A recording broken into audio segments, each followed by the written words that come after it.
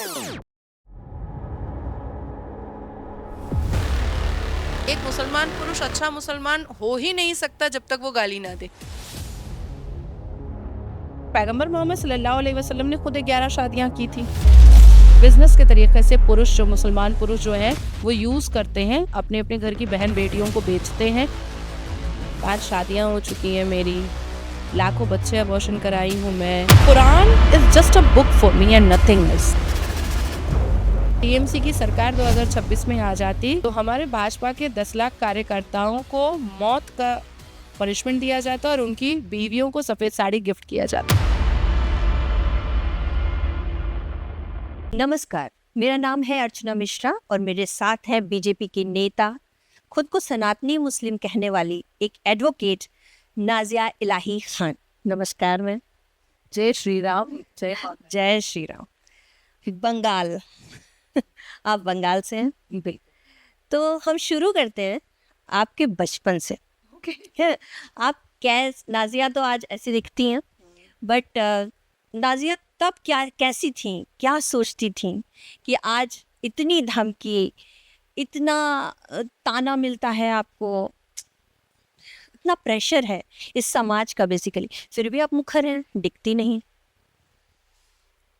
बचपन मेरा बहुत ही पैम्पर्ड और बहुत ही फ्रेजाइल गुजरा है। और घर में हमारे घर में मतलब बेटियों की इज्जत बहुत ज़्यादा है। और फॉर्चुनेट और अनफॉर्चुनेट अगर कहें तो मेरी अम्मा को 3 बेटियां ही हम लोग हुए। जो मेरी बड़ी वाली दीदी हैं वो भी वकील है, मेरे बारे में तो ब्रह्मांड जानता है। जो छोटी वाली है उसने MBA कंप्लीट किया है और अभी इंटर्नशिप कर रही है। तो मेरा एक सवाल ऐसा है, एक सवाल और ऐसा ही है कि ऐसा कोई ऐसा वाकया जिसने नाजिया को नाजिया इलाही खान बनने पे मजबूर कर दिया? नहीं, बेसिकली तो मैं नाजिया इलाही खान हुई जब मेरा निकाह हुआ था।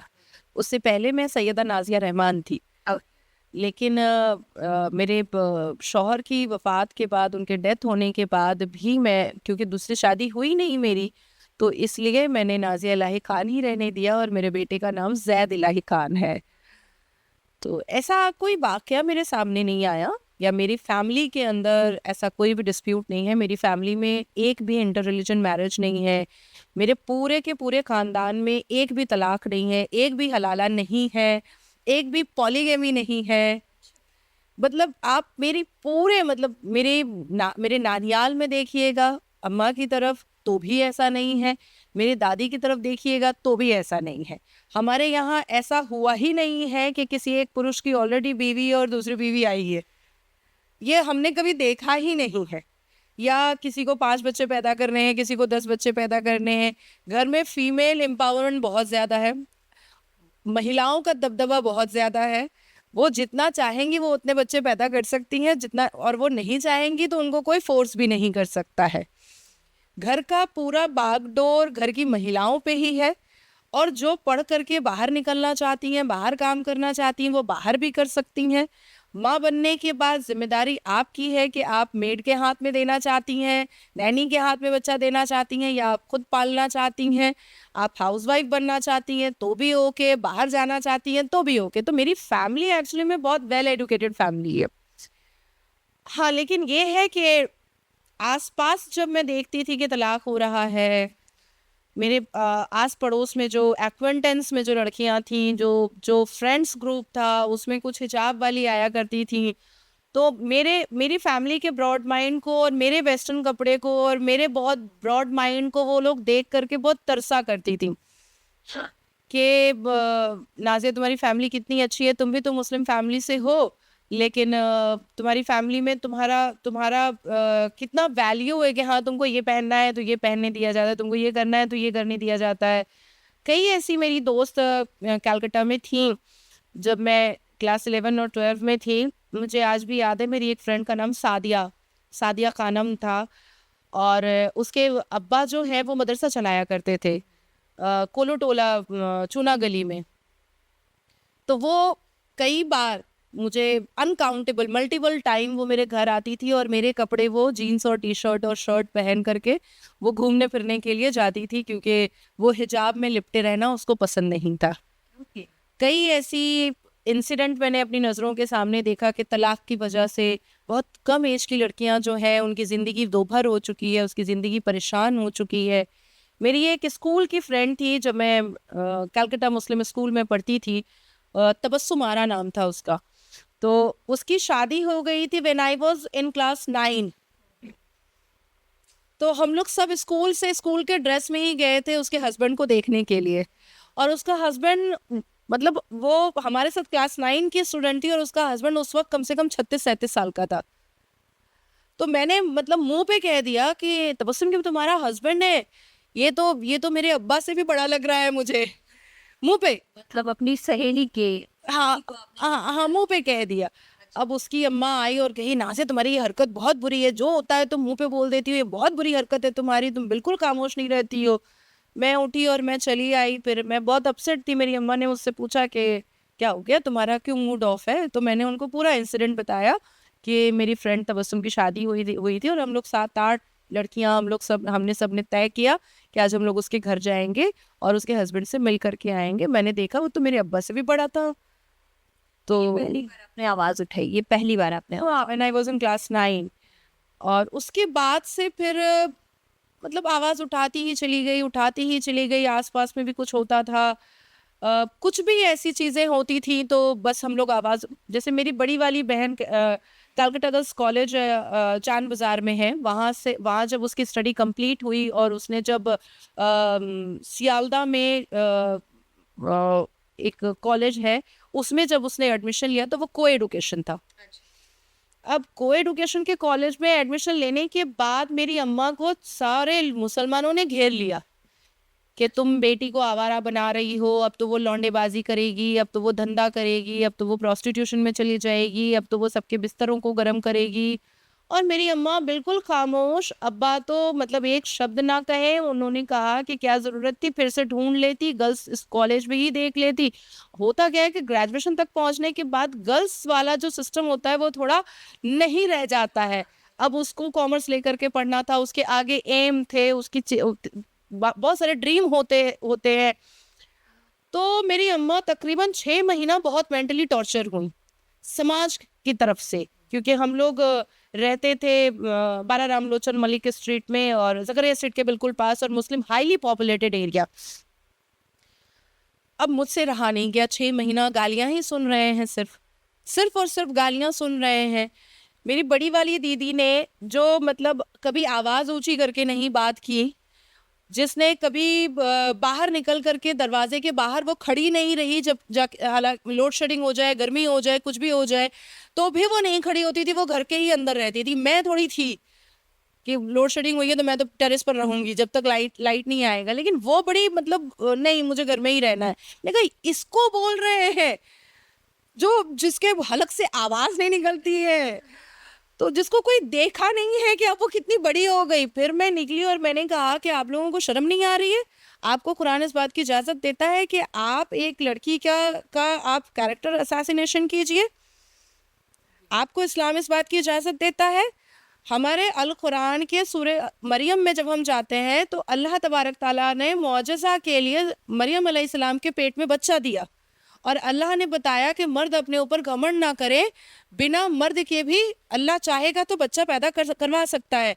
उस वक्त भी मुसलमानों ने मरियम अलैहिस्सलाम पर ईंटें पत्थर फेंके थे, उनका जीना दोभर किया था, उनको जंगलों में जा करके रहना पड़ा, जंगलों में बच्चा पैदा करना पड़ा, और फिर वो प्रॉफिट ईसा को जन्म लेकर के आई। तब भी उनके कैरेक्टर पर बहुत सारी अभद्र टिप्पणियां उस वक्त के मुसलमानों ने किया। तो आप लोग फिर से वही दोहरा रहे हैं। तो मेरा यही है कि आपकी तो बड़ी पढ़ी लिखी फैमिली थी, जहाँ पे पॉलीगैमी नहीं था, कोई इस तरह की कुरीतियाँ नहीं थी। वहाँ से आपने समाज के लिए सवाल उठाने शुरू किए कि नहीं, इसके साथ भी ऐसा क्यों हो रहा है? अगर हम यहाँ पे एक आज़ाद भारत में एक आज़ादी के साथ रह रहे हैं, हमारी आपने वही देखा था एक्चुअली, है ना? आपके मदर फादर को भी मुश्किलों का सामना करना पड़ा, जैसा कि आप बता रही हैं। लेकिन आप जैसे तो बहुत लोग झेल रहे हैं, आपने आवाज़ उठा ली। उसमें बहुत सारे लोग हैं जो आवाज़ उठाना चाहते हैं, तो क्या प्रॉब्लम है वो उठा नहीं पाते? जो गालियाँ मुझे मिलती हैं, सबकी हिम्मत नहीं होती है उसको बर्दाश्त करने की। इवन मेरी फैमिली में सब मेरे ही माइंड की, हम लोग कज़न्स हैं, सिबलिंग्स हैं, हम सब एक ही माइंड के हैं। लेकिन वो आज भी जब हम लोग एक साथ बैठते हैं तो एक ही बात उठती है कि पता नहीं तुम इतना झेल कैसे लेती हो। क्या गंदी बातें मेरे लिए नहीं बोली गई।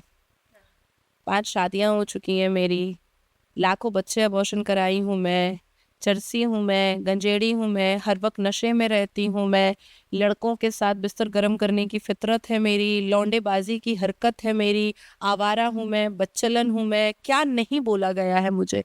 होंठ मोटे हैं इसके, बहुत बदशक्ल दिखती है, मेकअप पोत करके रहती है, इसको बिना मेकअप के देख लिया जाएगा तो बच्चा रो देगा। क्या क्या नहीं बोला गया है। आपने बीच में बताया था कि मॉब लिंचिंग की गई आपके साथ, आपको एसिड डालने की कोशिश की गई, आप बीच में 2024 8 सितंबर अलीपुर कोर्ट के परिसर पर, कलकत्ता के अलीपुर पुलिस कोर्ट के परिसर में मेरी मॉब लिंचिंग की गई थी, जिसमें तृणमूल कांग्रेस का विधायक हुमायूं कबीर, जो आईपीएस ऑफिसर, पूर्व आईपीएस ऑफिसर था, वो था, और मोइनुद्दीन शम्स था, वो भी तृणमूल कांग्रेस का विधायक था, और सारे मुसलमान पोर्ट एरिया के फरहाद हकीम के से जितने लड़के थे। और उन्होंने 8 ब्लेड के निशान मेरे शरीर पर अभी भी है, जो उन्होंने ब्लेड से मुझे मारा था। मेरा पूरा वाइट कुर्ता जो है वो पूरा रेड हो गया था। तो मैंने बहुत कुछ देखा, बहुत कुछ सुना, बहुत कुछ झेला।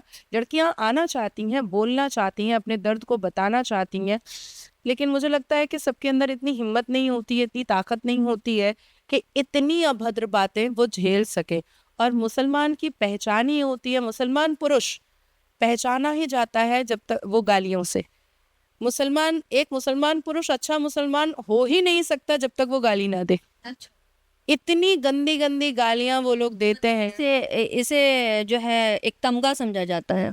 क्या आइडेंटिफिकेशन है, क्या आइडेंटिटी ये मुसलमान पुरुषों की आइडेंटिफिकेशन है कि वो गाली ही देंगे। आप अगर उनसे पूछ लीजिएगा कि तुमने कुरान पढ़ा है, वो कहेंगे चुप रहे आवारा, मतलब मत पूछिए। आप उनसे पूछ लीजिएगा कि ये हदीस आपको पता है, चल रहे बच्चलन, मुझसे पूछेगी। आप उससे पूछ लीजिएगा कि 7 कलमा सुनाओ, बड़ी आई RN डैश डैश। आप उससे पूछ लीजिएगा कि प्रॉफिट मोहम्मद का खतना कब हुआ था, तेरे को तो करवाएंगे। मतलब वो जवाब नहीं मिलता है, गालियां उल्टे में मिलती है। चल, पता नहीं कितने का बिस्तर गर्म करके आई है, जवाब नहीं देंगे, बदले में गालियां देंगे।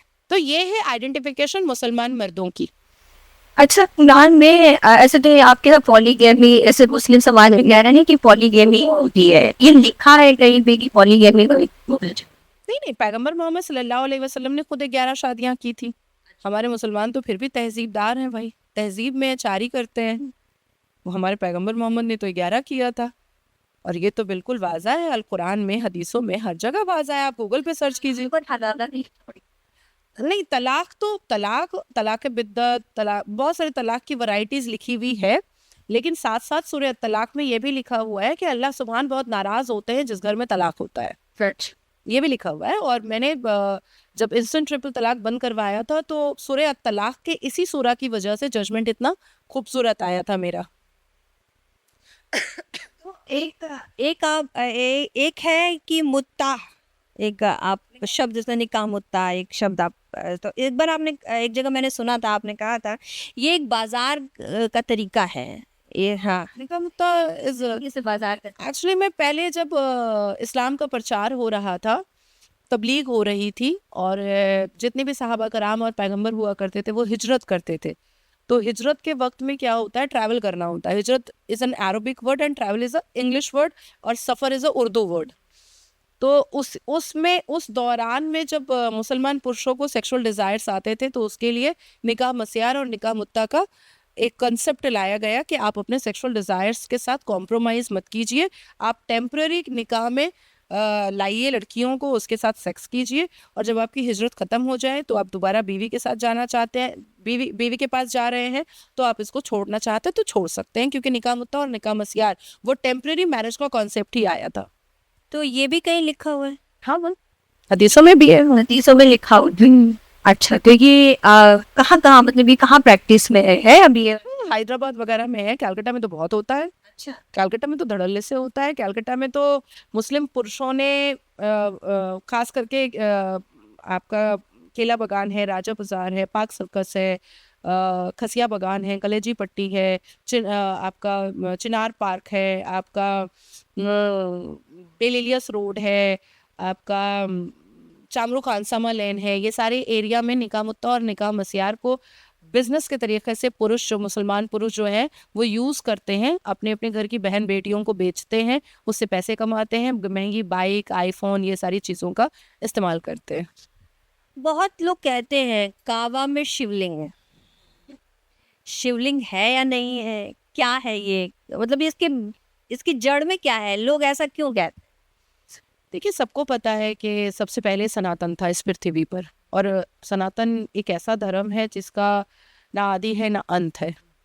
तो ऐसा, ये तो 1450 साल पहले जब इस्लाम आया तब जाकर के वहाँ पर कॉन्कर किया गया, जंग बदर हुआ, जंग करबला हुआ, बहुत सारे जंग हुई। तो क्या ही पता कि वहाँ पर होगा शिवलिंग, क्या ही पता कि वो हिंदुओं का ही कोई स्थान होगा।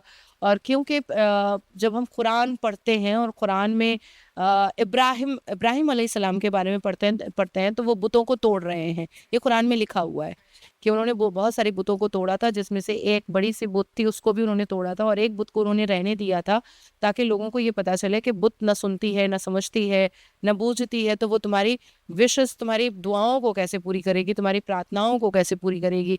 तो बुत परस्ती ना स्टार्ट हो, इसके लिए इब्राहिम अलैहिस्सलाम ने इतना बड़ा एक वो किया था, स्टैचू डेमोलिशन का काम किया था, और उसको भगवान की प्रतिमा उन्होंने माना था। तो जब इब्राहिम अलैहिस्सलाम ने ये सब कुछ किया है तो मुझे लगता है कि एक रिसर्च और एक सर्वे कराने में कोई दिक्कत तो है नहीं। मतलब आप चाहती हैं कि एक रिसर्च या सर्वे हो? ऑब्वियसली मुझे लगता है कि हमारे, देखिए, वो वहाँ पर दोबारा मंदिर बने या ना बने, it's a part of investigation. ये बहुत सुपीरियर लीडर का काम है, क्योंकि इसमें फिर जियो पॉलिटिक्स आ जाता है, इसमें फिर जियो पॉलिटिकल डायस्पोरा आ जाता है, इसमें बहुत बड़ी बात आ जाती है, यूएन आ जाता है, यूनाइटेड नेशन आ जाता है, इंटरनेशनल कोर्ट आ जाता है। तो it's a big argument, it's a big confrontation. लेकिन कम से कम रिसर्च और इन्वेस्टिगेशन के बाद या आर्कियोलॉजिकल सर्वे के बाद हमारे देश के आने वाले बच्चों को ये तो समझ में आएगा कि सच क्या है, इतिहास क्या है, सच्चाई कहाँ पर है, झूठ कहाँ पर है। तो ये सारी चीज़ें जानना, समझना, पढ़ना बहुत ज़रूरी है। अच्छा, तो मैं एक चीज़ और ज़रा जानना चाहूँगी, थोड़ा सा इस पे प्रकाश डालिए कि आप कह रही हैं कि बच्चों को जानना चाहिए इतिहास। आप ये मानती हैं कि भारत का इतिहास बच्चों को गलत बताया गया है, या अभी जो चल रहा है ये कि इतिहास में बहुत गलतियां हैं? ऑब्वियसली देखिए, जब भारत आज़ाद हुआ और एक सरकार का संगठन हुआ जिसमें जवाहरलाल नेहरू जो है वो प्रधानमंत्री बने, तो उन्होंने इस देश को पहला जो शिक्षा मंत्री दिया वो शिक्षा मंत्री अरब से आया हुआ था, जिसने मदरसे की पढ़ाई की थी, जो पर्शिया जानता था। अब मैं आपको बोलूँ यक दू सह चार पंच हश्त हफ्त नहद है, आप समझी? नहीं, मैंने बोला 1 2 3 4 5 6। तो ईरान में पर्शियन पढ़ाया जाता है, पर्शियन में बातें की जाती हैं। तो एक ऐसा शिक्षा मंत्री इस देश को मिला जो इस्लामिक जिहादी कुरानिक मानसिकता को यहाँ पर सबकी नसों में डालना स्टार्ट किया। उसके बाद बॉलीवुड एक अहम भूमिका निभाया। शरारा गरारा, आदाब, तस्लीम, तशरीफ़ रखें, हज़रत। तो जो लोग प्रभु बोलते थे वो हज़रत बोलने लगे, जो लोग गुरुकुल बोलते थे वो लोग दरसगाहे बोलने लगे, जो लोग नमस्ते बोला करते थे वो आदाब बोलने लगे, क्योंकि उनको वही फैशन दिखाई देने लगा, उनको वही वही मॉडर्न दिखाई देने लगा, क्योंकि फिल्मों में दिखाया जा रहा था। तो जाहिर सी बात है कि अब जैसे जैसे एनसीईआरटी का रिसर्च हो रहा है, जैसे जैसे चीज़ें सामने आ रही हैं, हम लोग बहुत सारी चीज़ें डिकोड करके सामने रखते हैं, तो अब जा कर के इतिहास से हम रूबरू हो रहे हैं, और फैक्ट और फैक्चुअल का सामना हमारी आने वाली पीढ़ियों को समझ में आ रहा है। तो सनातन में आपको क्या आकर्षित करता है? आप सनातनी मुस्लिम कहती हैं खुद को, मानती भी हैं, पूजा करती हैं, नमाज भी पढ़ती हैं? नहीं नहीं, नमाज नहीं। अच्छा, अब नमाज नहीं पढ़ती हैं? बिल्कुल नहीं। मतलब पहले तो पढ़ती थी। जी पहले पढ़ती थी, अब बिल्कुल 2022 से मैंने नमाज पढ़ना बंद कर दिया। तो और रोजा? नहीं। रोजे भी नहीं। ओके। तो खैर, आपको आकर्षित करता है, या आप सनातनी हैं, आकर्षित तो अब शब्द ही बहुत दूर चला गया, ठीक है। तो मेरा ये सवाल है कि आपको कुरान की कितनी सारी आयतें याद हैं, आप उसमें मतलब, और आप इसी समाज में रिफॉर्म की बात भी करती हैं।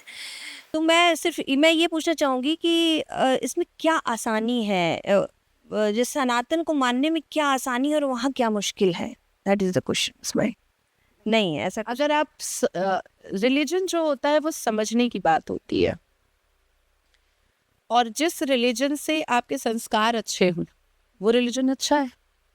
जिस रिलीजन से आप समाज में अच्छी बातें पहुंचा सके वो रिलीजन अच्छा है। Quran is just a book for me and nothing else. वो मेरे लिए कोई बहुत बड़ी चीज़ नहीं है। अभी अगर मेरे सामने कुरान और संविधान रहेगा तो मैं अपने सिर पर संविधान को रखूंगी, कुरान टेबल पर रह सकता है, आई डोंट माइंड। देश के जो कट्टरपंथी कह सकते हैं, जो कट्टरपंथी लोग हैं, वो तो कहते हैं कि भाई हमारी शरीयत उसके आगे कुछ भी नहीं है। बहुत बार ऐसे सुना जाता है। ये जिनको ऐसा लगता है कि शरीयत के आगे कुछ नहीं है तो वो शरई देश में रहें। जिनको संवैधानिक देश में रहना है और शरिया मानना है तो वो तो हम मानने नहीं देंगे। वो कानूनी ज़ुबान से समझेंगे तो कानूनी ज़ुबान से समझाया जाएगा, वो जेल जाके समझेंगे तो जेल जेल भेज कर समझाया जाएगा, वो जेल कस्टडी में रहकर समझेंगे तो जेल कस्टडी में रख कर के समझाया जाएगा। और वो तब भी नहीं समझेंगे तो बहुत सारे हादसे तो बड़े बड़े दबंग अतीक अहमद के साथ भी हो जाता है। नहीं मतलब इशारा आप कुछ क्या कर रही हैं? नहीं, मैं तो कोई इशारा ही नहीं कर रही हूँ। देखिए, हम सनातन में जब हम सनातन को समझते हैं तो वो सिर्फ एक आपको हिंदू नहीं बनाता है, वो आपको बहुत इंटेलिजेंट बनाता है। जब आप अर्थवेद पढ़ते हैं, जब आप ऋग्वेद पढ़ते हैं, जब आप सनातन को डीप से स्टडी करते हैं तो अलजेब्रा आया सनातन से, ज़ीरो का आविष्कार हुआ सनातन से, इज इक्वल टू का आविष्कार हुआ सनातन से, ज़मीन से लेकर के आकाश तक की का जो पूरा कैलकुलेशन है वो सनातन से आया। हमारे अंदर संस्कृति आती है सनातन से। कोई बड़ा आता है तो हम हाथ जोड़ करके नमस्कार करते हैं, उससे भी कोई बड़ा आता है तो हम उसका पैर छू करके उसको आदर करते हैं। हम सनातनी जो लोग होते हैं वो अपने सनातन धर्म की प्रथाओं की वजह से वो क्रिमिनल डायबोलिक माइंड इम्प्लीमेंट नहीं कर पाते हैं। They always trying to stand with Indian judiciary and Indian constitution. Always बहुत ज़्यादा होगा तो प्रोटेस्ट कर लेंगे, बहुत ज़्यादा होगा तो कोर्ट चले जाएंगे। आप सोचो, हज़ारों हज़ार साल, डेकेड टू डेकेड हिंदुओं, इस देश की सबसे बड़ी मेजॉरिटी हिंदू, उन्होंने इंतज़ार किया राम मंदिर के लिए कि जब तक देश की सर्वोच्च न्यायालय हमको जजमेंट नहीं देगी तब तक हम कुछ नहीं करेंगे। कल भोजशाला के बारे में क्लियर हुआ कि वो मंदिर है और वहाँ पर नमाज नहीं पढ़ी जाएगी। आप सोचो, 120 करोड़ हिंदू, चलो 20 करोड़ हम लिब्रांडो भी मान लेते हैं, 100 करोड़ तो कट्टर हिंदू है इस देश में। वो 100 करोड़ एक बार भी चप्पल और पत्थर मारने नहीं गया कि तुमको हम नमाज पढ़ने नहीं देंगे, लेकिन हजारों बार हिंदुओं पर चप्पल और पत्थर मारे गए हैं। क्यों? क्योंकि वो रामनवमी शोभा यात्रा निकालते हैं। तो आपको मजहब की कुरीतियां, मजहब की बदतमीजियां उनकी हरकतों से दिखाई देगी और धर्म वालों की सभ्यता और संस्कृति उनकी हरकतों से दिखाई देती है। तो आप जैसा गोद पाओगे माँ का, बच्चा वैसा होता है, और जैसी सभ्यता आपको आपके धर्म और मजहब से मिलती है आप बड़े होकर के वैसे हो जाते हो। तो शाहबानों से लड़ाई शुरू हुई थी मुस्लिम महिला, जी, कहाँ पहुंची है और आगे कितना लड़ना है अभी तक? अभी तो बहुत लड़ना बाकी है। अभी तो मैंने देखा है कि हलाला पर एफआईआर हो रहा है यूसीसी एक्ट के हिसाब से। तो it's a big achievement for us, क्योंकि इतनी गालियां खाने के बाद, इतनी एट्रोसिटी, इतनी ह्यूमिलिएशन, इतने एलिगेशंस, शब्दों से लाखों मर्दों के साथ सुला दिया गया है। इसके बाद अगर इंस्टेंट ट्रिपल तलाक बैन होता है, हलाला वाली मुसलमान बेटियों को अगर न्याय मिलता है, तो मुझे लगता है कि मैं सब भूल जाती हूँ। जब कान में आता है ना कि पुलिस ने फलाना मुसलमान को अरेस्ट किया क्योंकि वो मुसलमान बेटी को तलाक दे रहा था तो वो अरेस्ट हो गया, पुलिस ने फलाना मुसलमान पुरुष को अरेस्ट कर लिया क्योंकि वो हलाला कर रहा था मुसलमान बेटी के साथ तो उसको अरेस्ट कर लिया, तो वहीं पर खुशी इतनी ज़्यादा हो जाती है कि फिर हम वो दुख जो है वो भूल जाते हैं। जैसे मेरा नाम चर्चे में ही आया बंगाल की वजह से। I am the voter of West Bengal, I am the resident of West Bengal. और बंगाल में जब भाजपा की सरकार आई, अभी मैं 1 हफ्ता रह करके वहाँ से आई हूँ, मैं कल ही रात लेट नाइट आई हूँ, तो जब मैं बंगाल पहुंची तो मैं रोने लगी क्योंकि हर तरफ जय श्री राम के नारे लग रहे थे। तो वो यही जय श्री राम के नारे स्पीच में जब मैंने जय श्री राम बोला था तो मेरे ऊपर एक साथ 7 FIR हुआ था। मैंने राजा बाजार में कुछ मुसलमान जो है टोपी पहन करके, जुमा की नमाज का ही वक्त था, वो पुलिस को मार रहे थे दौड़ा दौड़ा करके। ये बात 2024 की है। तो मैंने ट्वीट किया था कि कोलकाता की पुलिस अब भी संभल जाए, नहीं तो ये इनका भी सरतन से जुदा करेंगे। तो पुलिस ने मेरे ऊपर ही FIR किया था। न्यू मार्केट पुलिस स्टेशन और अमर स्टेट पुलिस स्टेशन ने में मुझे घंटों बैठाया जाता था just for humiliate me, just for defame me, कि बैठे रहिए, और मैं बैठे रहती थी। आज जब कल जुमा की नमाज में जब मुसलमानों को लठ पर बरसा है, यही वो पुलिस है जो कल तक मुझे बैठा रही थी और मैं उसी के पक्ष में बात कर रही थी। यही पुलिस जब लठ मार रही है, आसनसोल में जब यही मुसलमान पुलिस को मार रहे थे कल रात को, तो मैं हंस रही थी, मैं मुस्कुरा रही थी। कर्मा, क्योंकि अब तो बंगाल सरकार ने नमाज पीले में बैन कर दिया। नहीं, कर्मा, मैं कर्म पे बहुत बहुत यकीन करती हूँ और हमारे मजहब में, इस्लाम में कर्म बोल के कोई चीज़ नहीं है, ये सनातन में है। और मैं कर्मा की बहुत बड़ी बिलीवर हूँ। इसलिए जो कोई भी मेरे ऊपर अभद्र टिप्पणियाँ करता है, एलिगेशन लगाता है, गाली गलौज करता है, मुझे तकलीफ देता है, मेरा कुछ चुरा कर भाग जाता है, मैं शांत रहती हूँ। हालांकि इतना पावर पोजीशन है कि मैं एक कॉल पर अरेस्ट करवा सकूँ, और खुद कलम की ताकत मेरे पास इतनी ज़्यादा है कि मैं FIR तुरंत बैठे बैठे कर लूँ। लेकिन मैं भगवान पर छोड़ती हूँ कि जब तुम फंसोगे और जब तुम रोओगे तब तुम्हें याद आएगा कि तुमने कितना गलत क्यों किया था। तुम्हें भगवान से डरना चाहिए था। SIR का बंगाल चुनाव पर असर पड़ा है, बड़ा असर पड़ा है।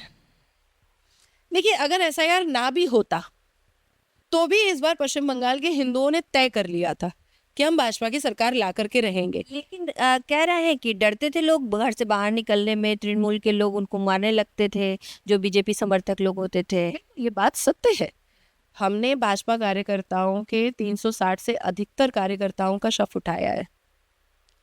हमने हजारों भाजपा कार्यकर्ता महिलाओं को का दुष्कर्म और उसको होने के बाद उसको हॉस्पिटल के बेड पर देखा है। 72 साल की महिला को इसलिए मारा जाता था कि वो भाजपा को वोट करती थी। अच्छा। अराबुल इस्लाम बोल करके हाड़वा में, जो बिल्कुल बांग्लादेश बॉर्डर के पास जो कॉन्स्टिट्यूएंसी पड़ती है, TMC का विधायक था। वो मांगुर मच्छी का एक पुकुर रखता था, तालाब, और वो भाजपा करने वालों की छोटी छोटी बोटियां काट करके उस पुकुर में, उस तालाब में फेंक देता था। अच्छा। ताकि वो मांगुर मच्छी उसको खोद खोद करके 1.5 महीने में वो बॉडी ही गायब कर दे और कोई सुराग ही ना मिले। ये कंडीशन पश्चिम बंगाल का था। अभी तो डिकोड हो रहा है, अभी तो धीरे धीरे निकल रहा है। अभी तो आप लोग देखिएगा, आप मतलब आंखें फट जाएंगी कि अच्छा ऐसा हो रहा था। मुझे लगता है मैंने 1 लाख बार टीवी चैनलों पर बोला होगा कि तोपसिया में, बड़ा जोड़ा साकू एरिया में, कस्बा कॉन्स्टिट्यूएंसी में, पोर्ट एरिया में जितने इलीगल कंस्ट्रक्शन हैं, अगर तोड़ दिए जाएं तो पूरी की पूरी कॉन्स्टिट्यूएंसी जो है वो मैदान जैसी दिखाई देगी, क्योंकि सबके सब इलीगल कंस्ट्रक्शन है। 1 लाख बार मेरे तो कई, मतलब मुझे ऐसा लगता है कि 20,000 से ऊपर बिल्डिंगों पर writ petition, police in action तो मैंने कलकत्ता हाई कोर्ट में किया है। और 700 स्क्वायर फीट पर 4 तल्ला बिल्डिंगें बनी हुई हैं, 550 स्क्वायर फीट पर 3 तल्ला बिल्डिंगें बनी हुई हैं। और जब वो गिर जाती थी खुद से तो 7-8 मुसलमान बच्चों की मौत हो जाती थी, लोगों की मौत हो जाती थी। और फिर उसको ममता सरकार जो है, और ये फरहाद हकीम, ये फिर उसको दबा देता था। तो अभी तो कुछ नहीं, अभी मुझे लग रहा है अभी टीजर भी नहीं है। अच्छा, चल तो बहुत बड़ी है। तीन बार सरकार रही, चौथी बार फेल हो गई। ममता जी को आइडिया था कि फेल हो जाएगी या अचानक हुआ है ये? नहीं, बेसिकली उनको ऐसा लगा था कि पश्चिम बंगाल में सिर्फ मुसलमान रहते हैं। ये उनको मतलब एक बहुत बड़ी उनसे भूल हो गई। वो सोच ही नहीं पाई कि अच्छा यहाँ भी मेजोरिटी हिंदुओं की है। उन्होंने घुसा फुसा करके 22% मुसलमान से उन्होंने 35% कर तो लिया था, लेकिन 35% करने के बाद भी तो मेजोरिटी हिंदुओं की हो रही थी 65%। नहीं, लेकिन हिंदू जागे कैसे? हिंदू इस तरीके से जैसे जैसे जैसे बांग्लादेश में हिंदुओं पर अत्याचार हो रहा था, जैसे जैसे बांग्लादेश में हिंदुओं की मॉब लिंचिंग हो रही थी, जैसे जैसे बांग्लादेश में मंदिरें तोड़ी जा रही थी, और जैसे जैसे ममता बनर्जी और फरहाद हकीम का प्यार मुसलमानों के लिए अपने स्पीच के माध्यम से बढ़ता चला जा रहा था, पश्चिम बंगाल के हिंदुओं ने तय कर लिया था कि इस बार अगर इसको नहीं हटाएंगे तो ये बांग्लादेश में जोड़ देगी। दूसरा कि ममता बनर्जी का एक खुफिया थॉट था, वो वाकई में बांग्लादेश से पश्चिम बंगाल को जोड़ देती इस बार, और वो बोलती कि मेरे को प्राइम मिनिस्टर बनाओ और तुम प्रेसिडेंट बनो। तो बहुत बड़ी बात कह नहीं नहीं, बिल्कुल एकदम फैक्ट है ये बात। वो जोड़ देती बांग्लादेश में, वो एकदम इजीली जोड़ देती बांग्लादेश में, और वो सीधा कहती कि मेरे को प्राइम मिनिस्टर बनाओ।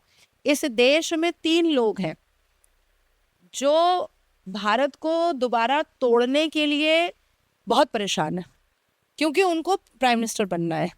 सबसे पहला जो नाम है वो ममता बनर्जी का है, जिनका सपना जो है वो चूर चूर हो गया। दूसरा है असदुद्दीन अवैसी का, वो तो ऐसे भी रजाकारी फौज का है, उसकी पार्टी ही रजाकारी की थी। लेकिन उनकी पार्टी को तो कहा जाता है कि वो बीजेपी की बी टीम है, ऐसा क्यों कहते हैं? लोग हैं जो ऐसा कहते हैं, बेवकूफ लोग हैं। आपने अभी देखा टीसीएस मामले में निदा खान को कौन रखा हुआ था? एमआईएम। आप जितना जिहाद देखिए उसमें एमआईएम का नाम आता ही आता है। अभी जो अमरावती में एक लड़का 300 से ऊपर लड़कियों के साथ जो दुष्कर्म किया था और लव जिहाद कर रहा था, वो लड़का भी एमआईएम का कार्यकर्ता है, असदुद्दीन अवैसी के साथ मंच पर था। तो आप जितने भी वैरायटीज ऑफ जिहाद अगर आप भारत में देख रही हैं और न्यूज़ में सुन रही हैं, उसमें एमआईएम का नाम ना आए ये पॉसिबल ही नहीं है। एमआईएम को भी वैसे ही बैन करना चाहिए देश की रक्षा और सुरक्षा एजेंसीज को, जैसे उन्होंने पीएफआई को बैन किया है। मुस्लिम पर्सनल लॉ बोर्ड को भी ऐसे ही बैन करना चाहिए, जैसे यूनाइटेड नेशन ने लश्कर तैयबा को बोला है कि ये टेररिज्म ऑर्गेनाइजेशन है, तो मुस्लिम पर्सनल लॉ बोर्ड भी टेररिज्म ऑर्गेनाइजेशन है, एमआईएम भी टेररिज्म ऑर्गेनाइजेशन है। तीसरा, राहुल गांधी, वो भी देश को तोड़ने के चक्कर में लगे हुए हैं, क्योंकि मरते मरते वो सोनिया एंटोनियो का सपना पूरा करना चाहते हैं वजीर आजम बन करके। ये 3 ऐसे लोग हैं जो देश का ताना बाना बिगाड़ते चले आ रहे हैं और पीछे कदम नहीं ले रहे हैं। आप सोचो, ममता बनर्जी हार गई और उसके बाद फिर वो काला कोट पहनी और वो कलकत्ता हाई कोर्ट चली गई। आप कौन से पोस्ट पोल वायलेंस के लिए आप जा रही हो कलकत्ता हाई कोर्ट? आपको पोस्ट पोल वायलेंस देखना है तो 2019 के लोकसभा इलेक्शन के बाद देखिए, जो ममता ने करवाया था। पंचायत इलेक्शन के बाद देखिए। वो तो धांधली कह रही हैं कि पूरे में वोट चोरी हुई, पूरे इलेक्शन। देखिए, हम बिल्कुल नहीं मना कर रहे हैं कि वो कोर्ट नहीं जा सकती हैं। हमारा जो देश है वो डेमोक्रेटिक कंट्री है। आप बिल्कुल जाइए, आप ऑनरेबल कलकत्ता हाई कोर्ट जाइए, आप ऑनरेबल सुप्रीम कोर्ट जाइए, हमें कोई आपत्ति नहीं है, लेकिन हवाबाजी करने मत जाइए। सत्य और तथ्य प्रमाण लेकर के जाइए, नहीं तो उनके घर के बाहर हम लोग टीवी स्क्रीन लगा देंगे और सभी इलेक्शन के बाद जो टीएमसी ने पोस्ट पोल वायलेंस किया था वो हम दिखा देंगे। दूसरा, अभी 2026 में टीएमसी के जो पार्टी ऑफिस है, उसके पार्टी ऑफिस के अंदर से 4700 से ज्यादा चापड़ और छुरी पाए गए हैं, जो पुलिस ने सीज किया है। अच्छा, भाजपा कार्यकर्ताओं ने सीज नहीं किया है, पुलिस ने सीज किया है। टीएमसी पार्टी ऑफिस में के अंदर से 10 लाख से ऊपर सफेद साड़ियां पाई गई हैं, वो भी पुलिस ने सीज किया है। अब आप सोचिए कि कितना भयानक इनका तैयारी था कि अगर टीएमसी की सरकार 2026 में आ जाती तो हमारे भाजपा के 10 लाख कार्यकर्ताओं को मौत का पनिशमेंट दिया जाता और उनकी बीवियों को सफेद साड़ी गिफ्ट किया जाता। पार्टी ऑफिस के अंदर से सफेद साड़ी मिली है।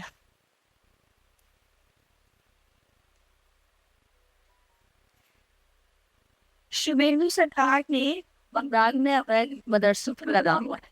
मदरसों के बारे में आप हमेशा बोलती रही कि वहाँ पे क्या होता है, कैसे होता है, एजुकेशन है, लेकिन उसमें उसको अपग्रेड करना चाहिए। स्किल देखिए, मदरसा से टेररिस्ट पैदा होते हैं।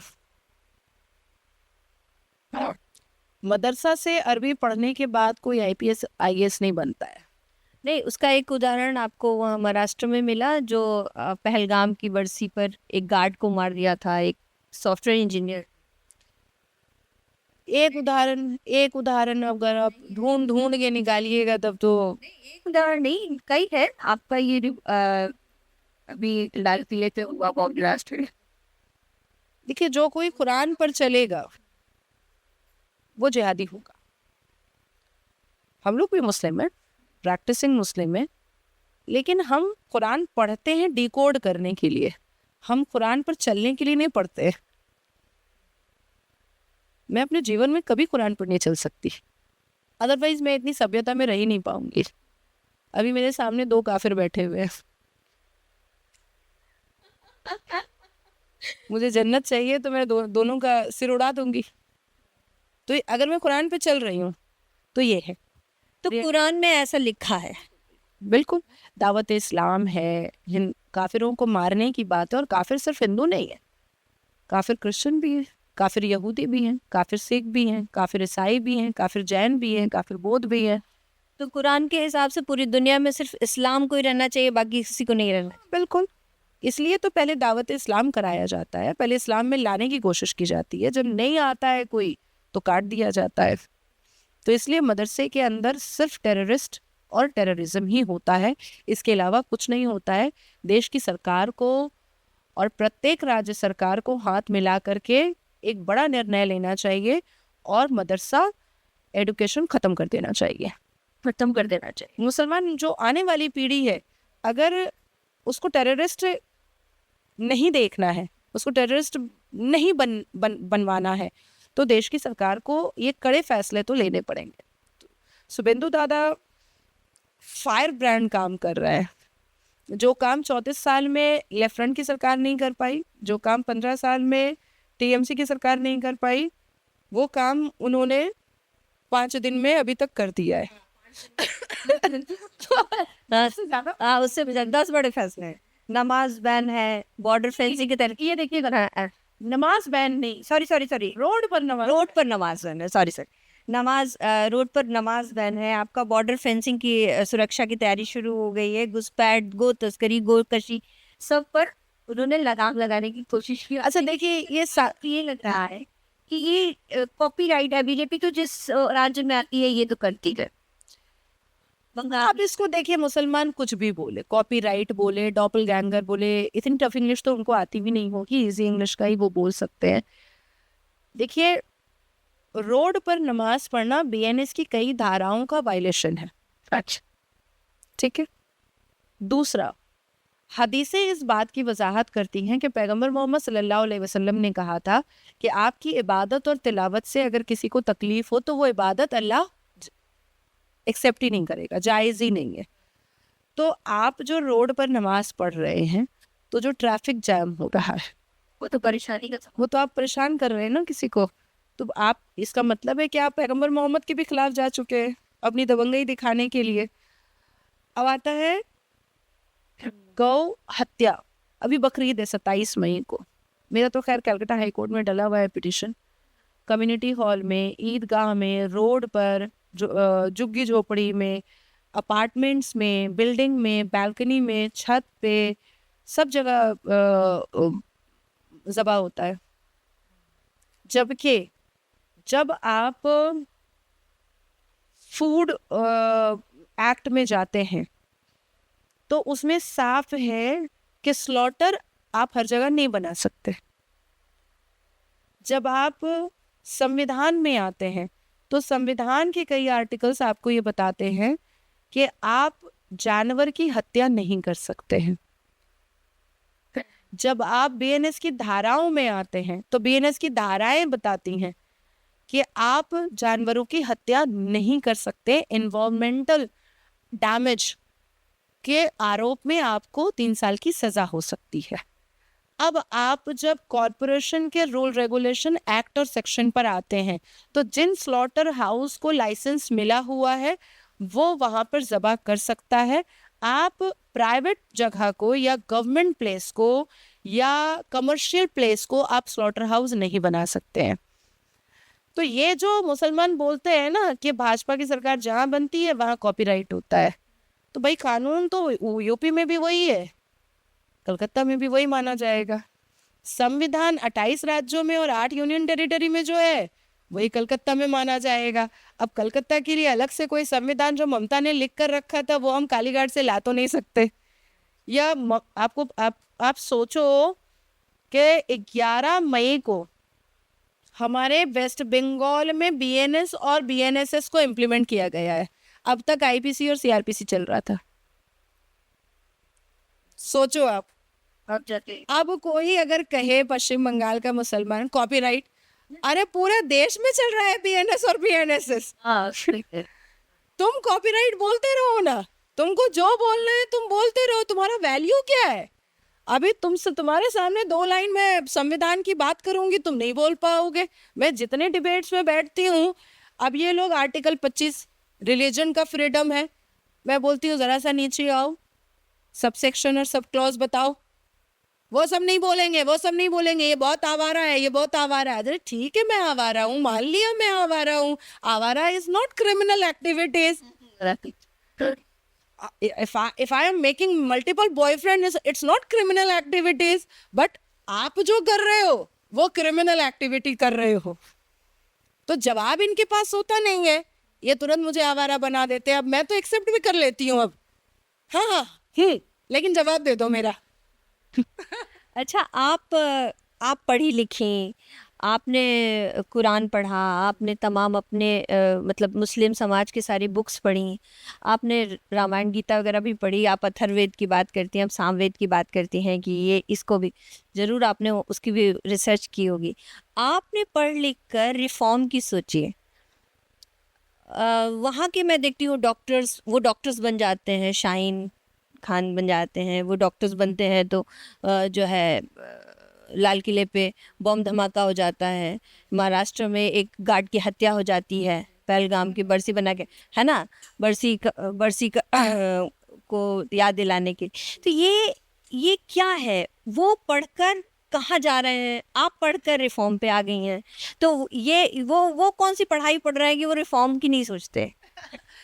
एक्चुअली मैं जब पढ़ रही थी तो मैं भारी बेसिकली किस पे क्या भारी पड़ रहा है?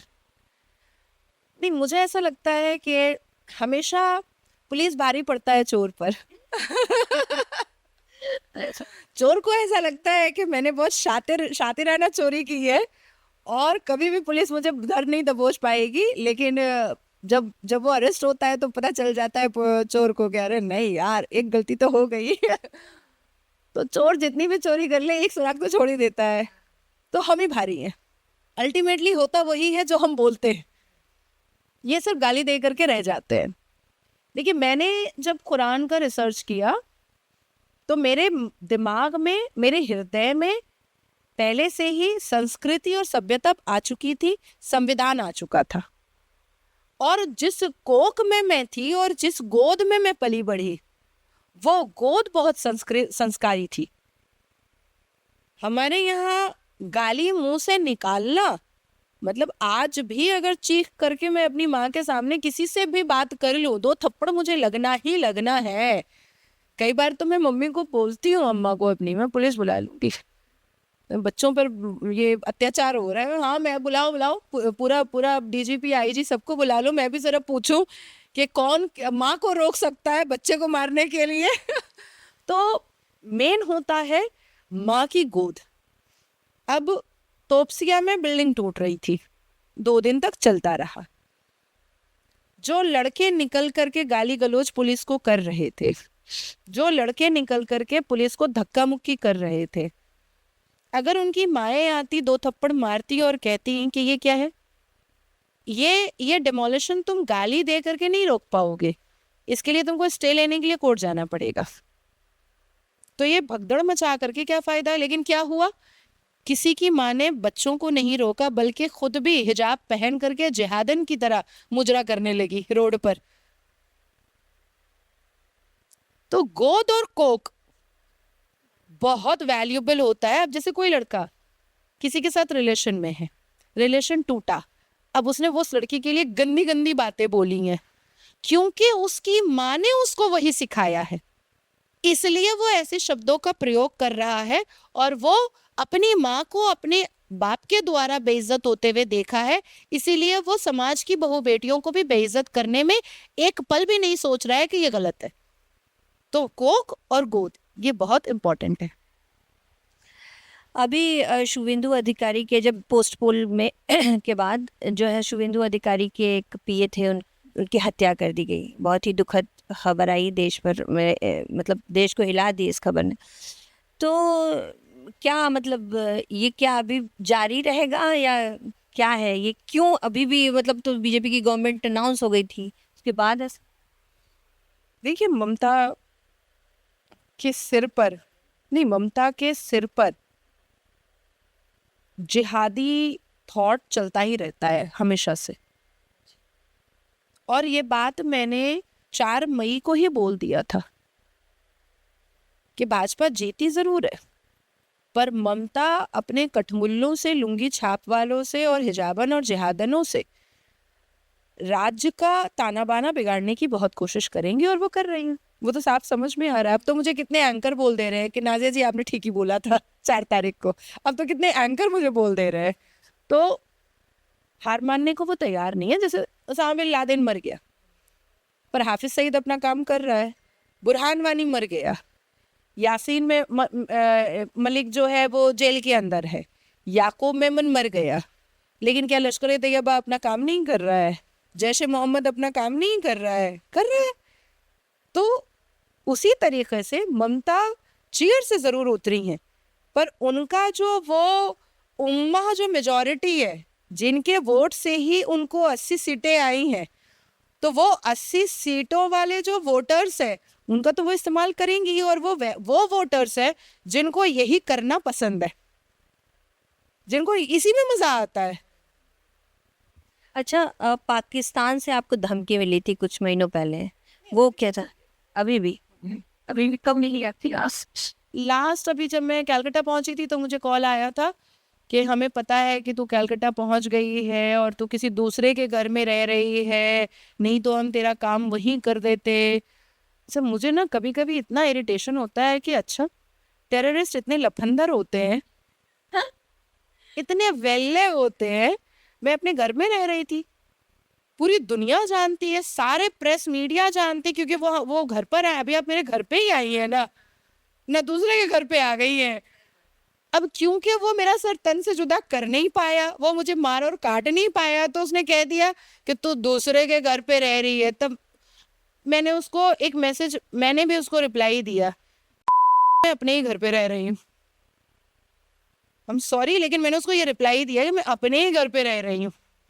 और तुम इतने बड़े डरपोक हो, क्योंकि नीचे सिक्योरिटी है, पुलिस है, तुम आ नहीं पा रहे हो, तो तुम कह रहे हो कि मैं दूसरे के घर पे रह रही हूँ।